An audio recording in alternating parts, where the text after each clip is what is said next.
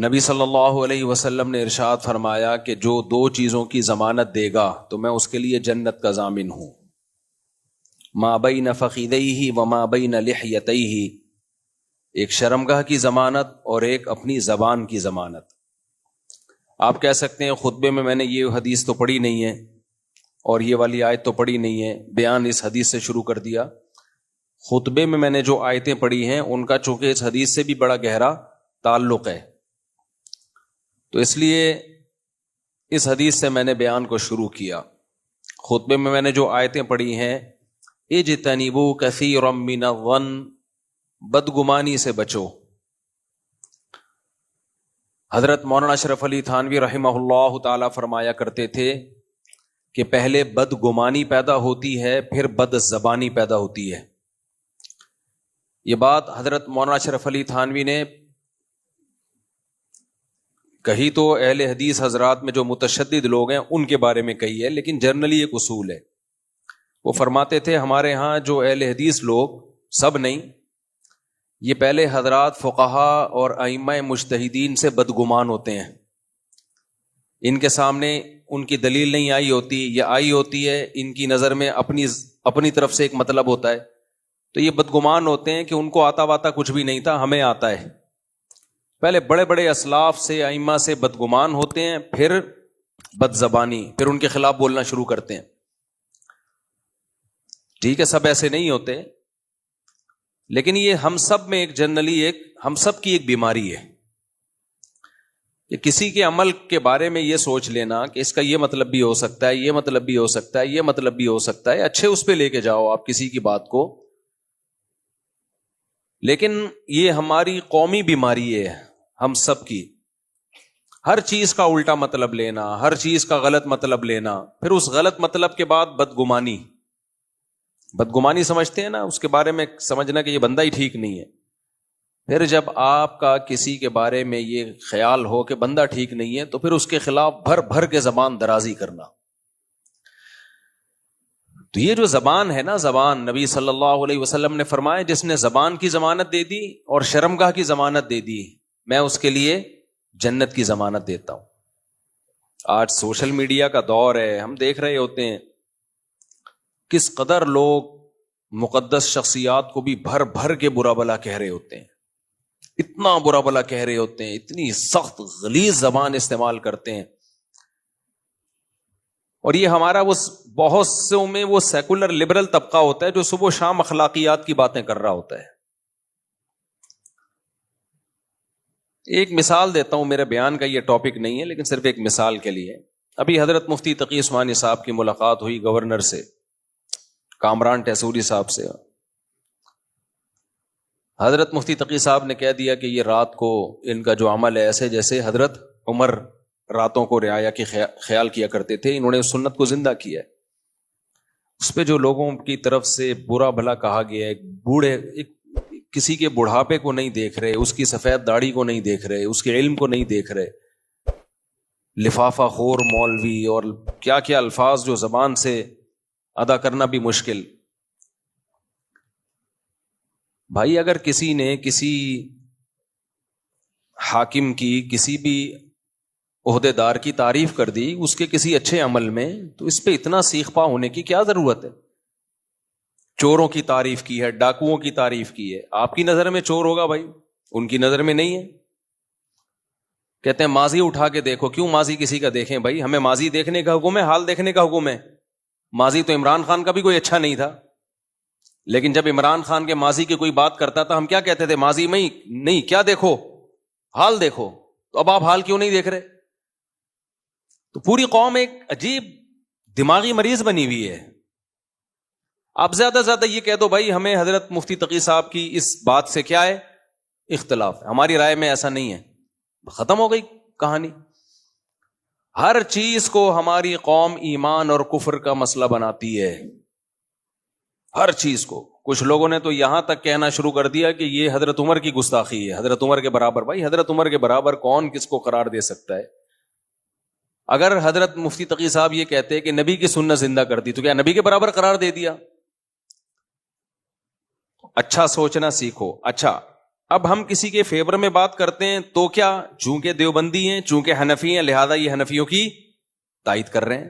مفتی تقی صاحب عالم اسلام کے اسکالر ہیں، اور جتنے بھی عالم اسلام کے دنیا میں اسکالر آئے ہیں، کوئی حنفی تھا، کوئی شافی تھا، کوئی مالکی تھا، کوئی حنبلی تھا. یہ تو پانچویں چیز اب مارکیٹ میں آئی ہے. اس کے علاوہ پہلے ابن حجر تو شافی ہیں، تو آپ کیوں علامہ ابن حجر کی تحقیقات سے استفادہ کرتے ہو؟ آپ بولو ہم نہیں مانیں گے ابن حجر کو، کیونکہ وہ کیا تھے؟ شافی تھے. آپ بولو ہم نہیں مانیں گے علامہ نووی کی تحقیقات کو، ان کی صحیح مسلم کی شرح نہیں پڑھیں گے، کیونکہ وہ کیا تھے؟ شافی تھے. آپ بولو ہم سعودیوں کے مفتیوں کے فتووں کو نہیں مانتے، کیونکہ وہ کیا ہیں؟ حنبلی ہیں. یہ تو پاکستان میں ایک چیز پیدا ہو گئی ہے کہ جو فقہ کے مدون مکاتب ہیں، جن پہ پوری امت کا اجماع ہے کہ یہ ٹھیک ہے، کسی ایک کو بھی فالو کرو، آپ ان سے ہٹ گئے ہو. میں دیکھتا ہوں جب میں کوئی علمی بات کرتا ہوں، ابے بھائی یہ تو دیوبندی ہے، یہ تو حنفی ہے. آپ دلائل سے جب جواب نہیں دیتے، باطل کی عادت ہوتی ہے دلیل کا جواب دلیل سے نہیں دے گا، ہمیشہ کس پہ آتا ہے؟ وہ ذاتیات پہ آ جاتا ہے. یہ میرا ٹاپک نہیں ہے، کہیں اور کو میں جا رہا ہوں، لیکن بہرحال ابھی واپس آ رہا ہوں. میں بدگمانی، ابھی ساحل ادیم صاحب کی میں نے بات ریکارڈ کروائی تھی نا کہ ملک میں بغاوت کی باتیں مت کرو بھائی، یہ خلافت نہیں آئے گی، ملک کے ٹکڑے ٹکڑے ہو جائیں گے. اور جو آپ نے حدیث پیش کی ہے، آپ حدیث کا مطلب غلط بیان کر رہے ہو. تو ساحل ادیم صاحب کا جواب کیا آیا ہے؟ حنفی مفتی، حنفی. اب دیکھو یہ غیر اخلاقی حرکت ہوئی کہ نہیں ہوئی؟ اس سے پہلے تو آپ نے کبھی نہیں کہا حنفی مفتی. اب آپ پبلک کو بیوقوف بنانے کے لیے حنفیت کا لفظ میرے ساتھ لگا رہے ہو، یہ شو کرنے کے لیے کہ اسلام کی بات نہیں کر رہا، یہ کس کی بات کر رہے ہیں؟ حنفیت کی. اس سے انسان کا پھر امیج خراب ہوتا ہے کہ آپ علمی بات کا جواب علمی انداز میں دو. اور دیوبندی تو ہم اپنے نام کے ساتھ ویسے ہی نہیں لگاتے، ہمارے اکابر لگاتے ہی نہیں ہیں. جنہوں نے لگایا تو وہ ان کا ذاتی عمل ہے. دیوبندی تو کوئی مسلک تھوڑی ہے، اصل میں تو مکاتب فکر جو اہل سنت والجماعت کے ہیں وہ کتنے ہیں؟ وہ 4 ہیں، حنفی، مالکی، شافی، حنبلی. دیوبندی تو ہندوستان میں بریلویوں سے فرق کرنے کے لیے ان کو کہا جانے لگا.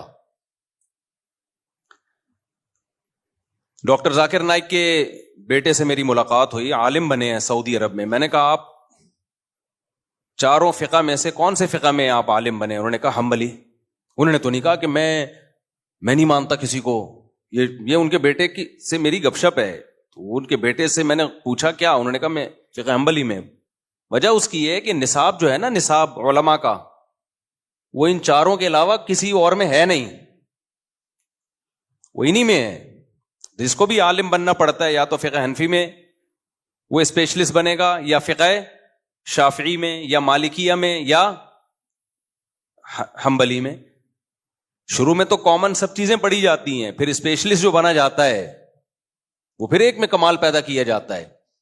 اور جو کہتا ہے میں 4 میں باکمال ہوں، اس کا مطلب کسی ایک میں بھی نہیں ہے. وہ یہ ایسے ہے جیسے کوئی آئی اسپیشلسٹ بھی ہے، کڈنی کا اسپیشلسٹ بھی ہے، اور ENT اسپیشلسٹ بھی ہے، شوگر اسپیشلسٹ بھی ہے. اس کا مطلب کہیں بھی نہیں ہے، کیونکہ ان میں اتنا پڑھنا پڑتا ہے، اتنا پڑھنا پڑتا ہے، اتنا زیادہ پڑھنا پڑتا ہے کہ اسپیشلائزیشن پھر ایک ہی میں جا کے کامل طریقے سے ہوتی ہے. پڑھتے سب ہیں، سب کو پڑھا جاتا ہے. تو ہماری جو قوم ہے نا، ہماری جو قوم ہے اس میں نیگیٹیویٹی، ہر وقت الٹی الٹی باتیں. تمہارے علماء کی دنیا میں قدر ہو رہی ہے، تمہاری نظر میں ان کی 2 ٹکے کی حیثیت نہیں ہے. دنیا والے پیاسے ہیں. آپ پاکستانی علماء کہیں بھی جائیں، تھوڑی قدر نہیں ہوتی، بہت زیادہ قدر ہوتی ہے، علمی لحاظ سے بھی، عملی لحاظ سے بھی. انڈیا اور پاکستان دونوں، بنگلہ دیش بھی اس میں شامل ہے. تو علمی لحاظ سے بھی قدر ہوتی ہے، عمل کے لحاظ سے بھی قدر ہوتی ہے. کہتے ہیں ان کا فتویٰ بھی مستند ہوتا ہے. جو اہل حق علماء ہے، میں ان کی بات کر رہا ہوں، ہر ایک کی. میں قوالیوں والوں کی بات نہیں کر رہا کہ جو مزاروں پہ کرنٹ لگانے والے بابے اور قبروں پہ سجدہ کرنے والے بابے، ان کی بات نہیں کر رہا میں. لیکن ہماری سوچ، ہماری جو مینٹیلٹی ہے وہ بہت زیادہ گرتی جا رہی ہے. اخلاقیات تو ہے ہی نہیں. اختلاف کا مطلب سامنے والے کو اتنا نیچا دکھانا، بھائی تھوڑا بحث کرنا سیکھو.